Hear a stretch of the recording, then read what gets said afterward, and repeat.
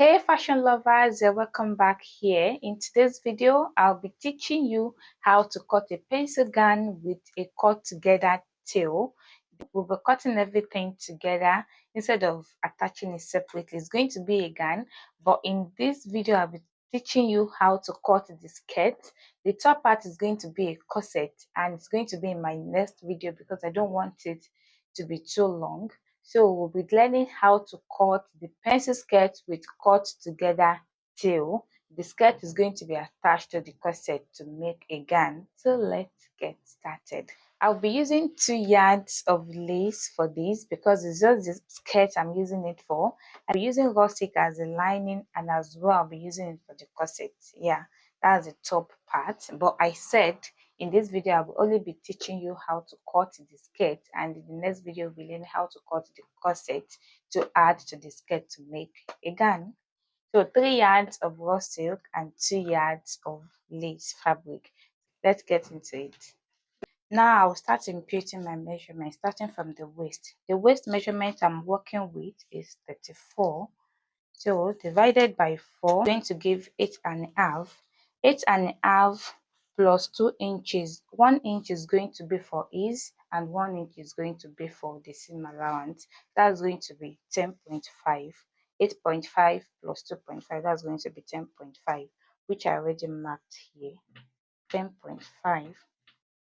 I'm sorry if you're not really seeing this very well because the net lace, so you may not really see the markings, but just follow me as I'm doing this. So 10.5. The waist to hip measurement is 9 inches. Mark 9 inches here as well. Hip measurement is 40. Divided by 4 is going to be 10. So I'll be adding 1 inch for seam allowance and 1 inch for ease. That's going to be 12. I have 12 here. You're just going to connect that 12 to the waist measurement. Just follow what I am doing in case if you're not seeing this clearly. I'm just going to transfer the same measurement I have on the hip. I'm going to transfer it to the end of the gown, which is 12. I'm going to be transferring that 12 here. I have 12 here already because I used 12 to cut this out. I used 12 inches. Remember, this is folded into 2. So I have 12 here. So to cut this out, you're just going to, after connecting your waist to your hip, you're just going to take your ruler, place it from your hip to the end part of the dress where you have your 12 inches here as well. Mark and cut it out. But because I already cut this out, I'm just explaining how I did it to you. Just take your ruler from the hip and connect it to the end of the dress and cut. That's it. It's very simple.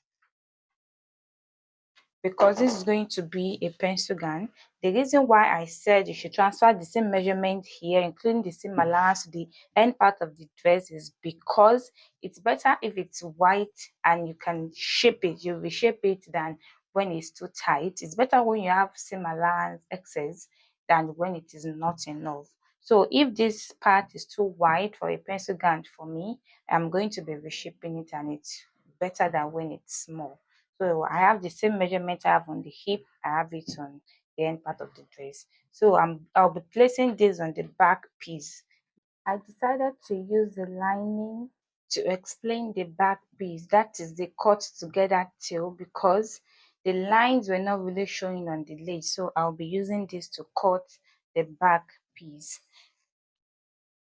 I'll be placing the front on it like so. Let's start imputing the measurement. From the waist, don't forget I will be dropping 16 inches, and from waist to knee measurement is 34 inches. So I'm marking the 34. That 34, on that 34, I'll be coming up by 2 inches on that 34, above 2 inches above the knee length. And don't forget I will always add 1 inch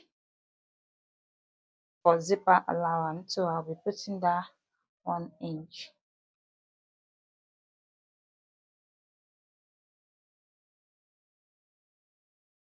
I'm just going to connect this 1 inch together to make a straight line.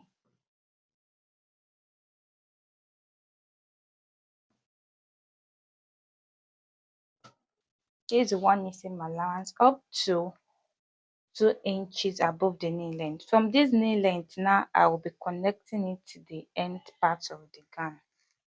The wideness of this place totally depends on you, but I am using 7 inches. So the tail I'm using is 7 inches. Don't forget that it's folded into two. By the time you open, it's going to be 14 inches. So I'll be connecting from 2 inches above the knee to the end part of the gown, like so.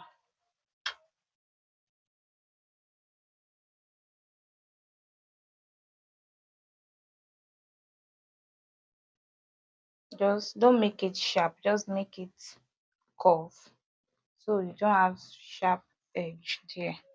And I'm going to cut it out, starting from the zipper allowance.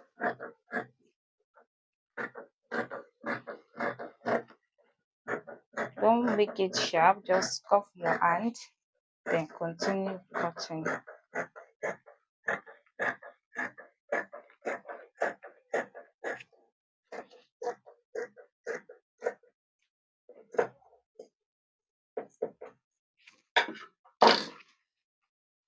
Now see what we have.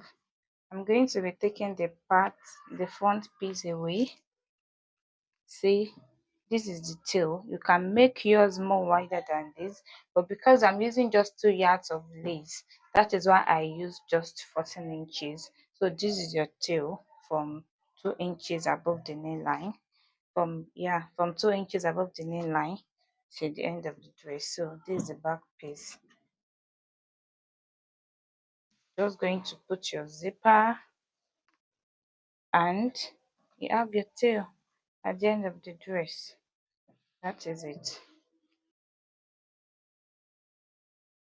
Here are the both pieces, both the front and the back. I'm taking out the front piece so you can see the back very well after I cut it out on the main fabric, which is the lace. After you fix your zipper, it's going to become one, and you will attach it to the upper parts and as well the front bodies. So I'll be cutting out the lining for the front piece as well.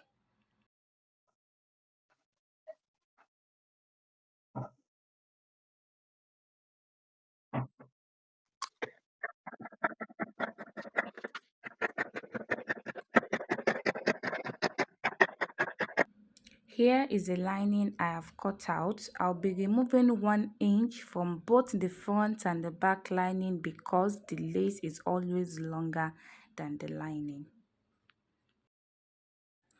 By the time you folded it in and top stitch, or you use your overlock machine, it's going to be shorter with at least 1.5 to 2 inches. You don't want it to be too short as well because I want something like a full lining inside. That's why I'm taking out only 1 inch. I'm going to do the same thing for the back lining as well. That is the end of this tutorial. If you find this video helpful, please subscribe to my channel, like and share, drop your comment as well. I'll see you guys in the next one. In the corset part, yes, we're making corsets for this gown. Thank you.